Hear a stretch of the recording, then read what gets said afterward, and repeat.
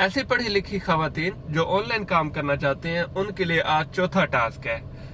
Third task में हमने किया था चैट जीपीटी का अकाउंट। अब चैट जीपीटी का अकाउंट आपका बन गया है। आपने फोर्थ टास्क क्या करना है, चैट जीपीटी से काम लेना है। आप चैट जीपीटी ओपन करें, वहां पे टाइपिंग का ऑप्शन होगा, वहां पे आप टाइप करें right 5 lines introduction of my self that I am Imtiaz Saifullah, I have done master in computer science. I am a web designer with 1 year experience. ये लिख के सबमिट कर दें। अब ये मैंने अपना बताया है, आप लोग अपना एजुकेशन अपना स्किल बताएंगे।